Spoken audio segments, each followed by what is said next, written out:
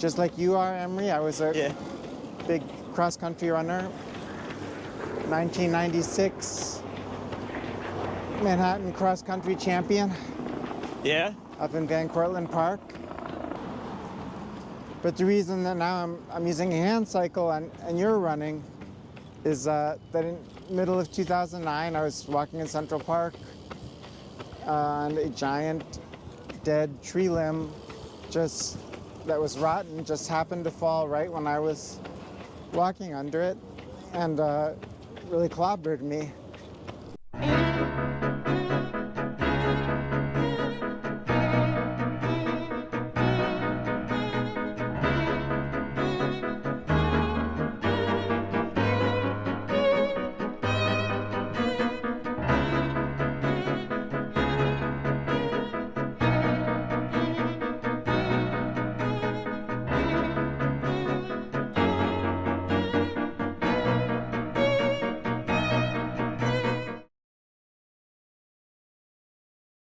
What's good, everybody? It's 8 a.m. I'm in Penn Station, New York, and I'm headed off to Chelsea Pier 26 to film another episode of the Stride Together podcast. We have a very special guest today. Very special. I'm really excited to introduce you guys and show you guys what we got cooking today. So, yeah. We'll be back. So usually if I was just starting over there, like where those steep hills were, that would be like the very start of my ride. And I go from there uptown, up to the George Washington Bridge and like the little red lighthouse. Yeah. And all of that. So this is sort of the lower local portion. So we are down in Chelsea. We're starting to head uptown. Well, it's really a pretty perfect Saturday morning. From Chelsea, we'll cut alongside Hell's Kitchen and then get up to my home area, Upper West Side. So you want to introduce yourself to our viewers? You got it. Right on. Let's do it. A lot of Achilles fans out here. So, I'm Sasha Blair-Goldensohn. I'm a lifelong New Yorker, lifelong Upper West Sider. In the middle of 2009, I was walking in Central Park and a giant dead tree limb that was rotten just happened to fall right when I was walking under it and really clobbered me. You know, fell on top of my head, kind of compressed my spine, and I had a spinal cord injury and a brain injury and all kind of stuff. But I was, in a funny way, very fortunate that there happened to be a doctor jogging by who saw me and was able to stabilize me until the first responders could show up, and I just got incredibly fortunate that after this thing happened, it all came together. They got me to the hospital. I was able to. I was pretty much in a coma for about a month. But eventually I got back to rehab. I got really good medical care. And my family was, kind of really rallied around me. So I was able to come home. I had to learn how to talk again, how to eat again, how to do all those things. And but little by little, I did. And now I get to be out here on a beautiful, sunny Saturday, riding my hand cycle. Get to hang out with this very just cool and dynamic and fun community of Achilles who I was sort of dimly aware of when I was training in Central Park as a teenager, when I was jogging along and I would see the Achilles Track Club people with blind runners on a tether, and I had a vague thought like, oh, that's really cool that they exist, and it never occurred to me that I would be part of this community. Yeah. And that's what you kind of realize over time, that we all get older. Disability affects everyone, and you never know when you might need it. So all these things that I've come to do around activism and advocacy for disability rights and the subway, and that we've put together this new community to do, is really the next step of all that work. It's a crazy story. It's Isn't a crazy life story you have. Yeah, it is.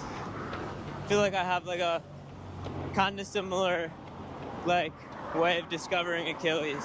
Yeah. Because when I was in like middle school, Yeah. I would do road races in Central Park, and I do a lot of races with New York Road Runners, Yep. like the Fifth Avenue Mile and stuff. And I'd always see the hand cyclists Yep. out there in the yellow, the bright neon, Yep. and I always thought it was the coolest thing. And I was always like getting videos of those races and Ha. always going out to watch those Yeah. because they were so fun to watch. Yep. And then I realized that that's like the perfect thing for my mom. Yep. So I told her about it, and now I've gotten the opportunity to like meet this great group, Yeah. Achilles and God, and Yep. learn about all you Ha. people with these amazing stories. Yeah. Thanks, Emre. It's yeah, no, it's really a privilege, and yeah, I mean, every time it seems like that I'm at Achilles, there'll be a new person there, or someone who's actually been there for ages and that I've met many times, but I never really know how they ended up there or what their particular journey has been, and it's just constantly humbling and just interesting that yeah. Right off the bat, Yeah. they introduced me to Rolando, Yeah. and they let me run with him, and it just felt so good Yeah. to be able to help someone else like get after it and That's it. get their miles in. That's it. And then ever since then, it's just been like a blessing Yeah. to be able to come out and train with you guys. Aw, And Rolando says, that's terrific to hear. Rolando said that like I think one of his coworkers or something introduced him Yeah. to Achilles, Yeah. and like he had no idea what he was getting himself into. Yeah. And eventually someone convinced him he could do a half marathon, Yeah. and then before you know, he's running marathons. That's terrific. Wow. Yeah. Yeah. I can really relate to that. There's a woman who's in my building who's in a wheelchair, and she said, yeah, Sasha, there's this group in Central Park. They have hand cycles, and you really should try it out. And I thought, all right, I guess. And I think it didn't occur to me that it was the same Achilles that I remember seeing out there from high school. But yeah, they're remarkable. They just make it work. You come to realize that over time, as I say, disability gets into everyone's life. But at a place like Google, it was mostly younger, healthier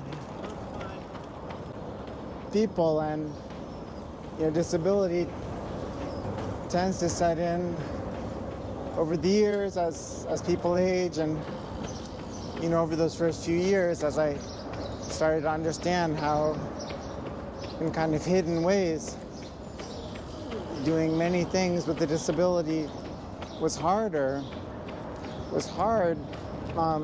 but not because of the wheelchair or the disability per se, but because all these facilities that, like say the subway, which are ostensibly meant to be for everyone, for anyone, were built in such a way as to leave out disabled people. Most obviously that the subway very frequently, most stations didn't have step-free access, didn't have an elevator or a ramp. But also, many other, air quotes, public facilities like, restaurants or bars or post offices, police stations, cafes would have 1, 2, 3, 7 steps in the front, and it was like, oh, how am I going to get in there? Oh, yeah. And again, I think they haven't been built to be that, this bar is for men only, this bar is, for people of color only, this bar is, but it just, you realize when there was nobody with a disability in the room when it was being built, and then I kind of came to realize, and it was very humbling, that Google Maps was the same way, that it hadn't been built to exclude disabled people, but it was sort of reflecting that reality that, like, the subway directions were really the non-disabled subway directions. Yeah. And I sort of came to realize that myself first, and then to, start like thinking about, wait, like, this is not rocket science. We could fix this, right? Like, we're engineers. We build things, we fix things, we make them work better. And so I started spreading that awareness, just with whoever I would talk to, or around maps, or around, friends, family, whoever. And since I, come from a family of journalists and writers, radio reporters, I sort of did what came natural, which was I started writing letters to the editor and op-eds and things, because I had this belief, which I still do, which is that it's really, if you shine some light on it and let people know, we'll get to a better outcome and a more inclusive one. And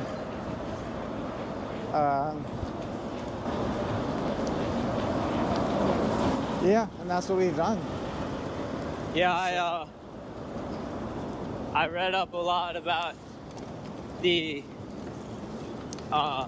subway articles in New York Times. Yeah. Op-eds. I saw one that was mostly about you, and I saw one that was about Daniel Romanchuk. Like, one of the best hand cyclists. So amazing. Wheelchair racers in the world. Like a world record holder. Yeah, world record holder. I'm pretty sure. Second place at the New York City Marathon. Yep. And it was titled something like, 26.2 miles is easy, but getting around New York City isn't. And, the whole thing about how hard it is to get around New York City when you have a wheelchair. Yes. You don't really think about it, you don't really notice it. Yeah, it's very subtle, because you don't see who's not there. And you don't see who, you don't see the people who aren't on the subway. Yeah. And it's, it's quite humbling to realize, like, oh, wait, this was always a problem. I just didn't realize it because it just wasn't a thing. Now we gotta get downhill. Yeah. We're in this one. That's right. See these baseball fields right here? Yeah. This is where my kids, both my kids for a while, and then later my son started playing Little League, and now he's in 9th grade. He's just started playing on the varsity baseball team. Oh, yeah? And No, it's remarkable, and life, like, so I had this just bizarre accident, and thanks to that doctor, thanks to modern medicine, thanks to a lot of lucky breaks. Yeah. I get to be there and watch him play and be out here on this bike ride, and Yeah. I think it's called grace. It's remarkable.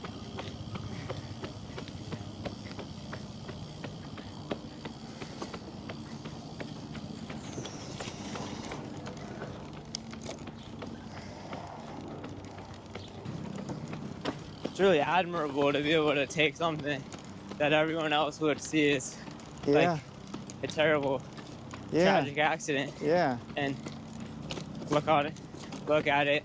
Yeah. And be grateful that it wasn't worse, and that people were there, people were able to get you back, and that there's this great group of athletes that want to support you and that's train the with thing. you. Yeah. That gratitude is, how could you not feel that? I mean, look at this. Yeah. And I'm gonna get to go home after this and see my kids and get to hang out with my son, who's now in 9th grade, my daughter, who's in 11th grade. And it's very cool. And let's make a right turn here, actually. Sweet. And we'll go.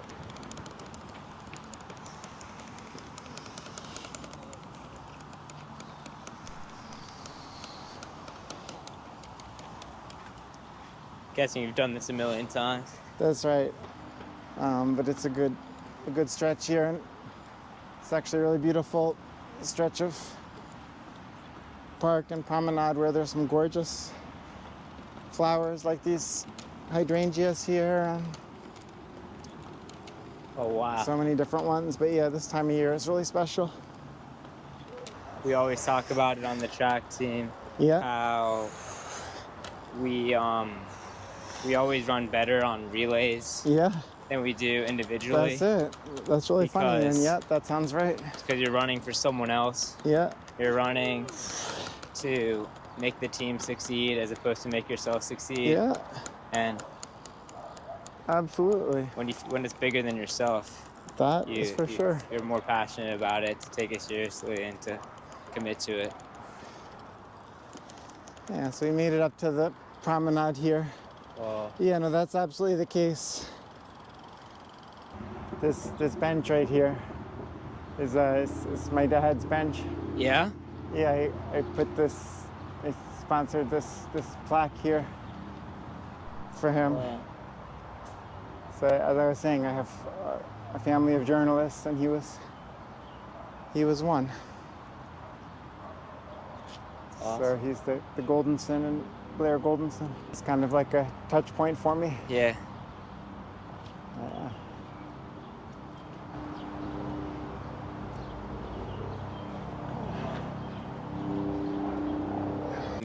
Him and his team at Google went to the Lakeshore Paralympic Training Center, met with the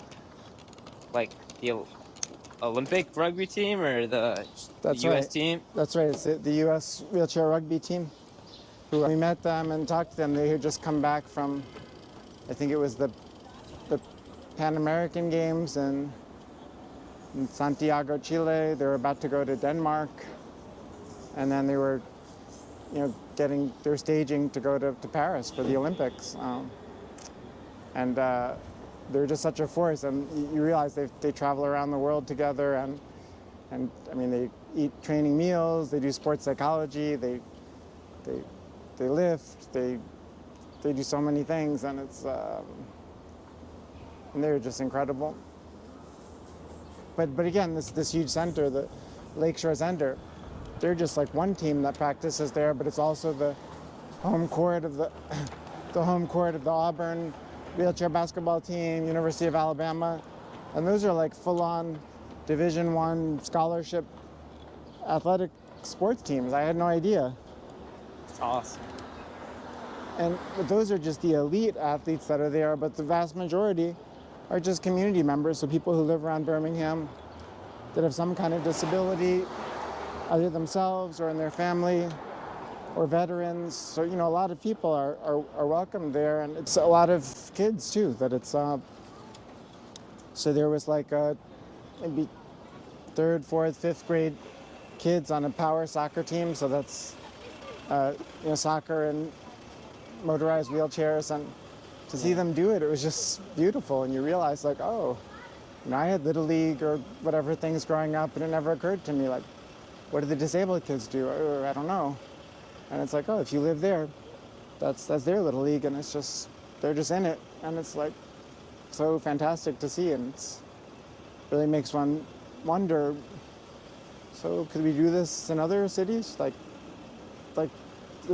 we could. It would be just like those, like that pool entry. It's like, wait, it would actually be simpler that way. It would be better instead of having, like, you know, all these different leagues that are different places.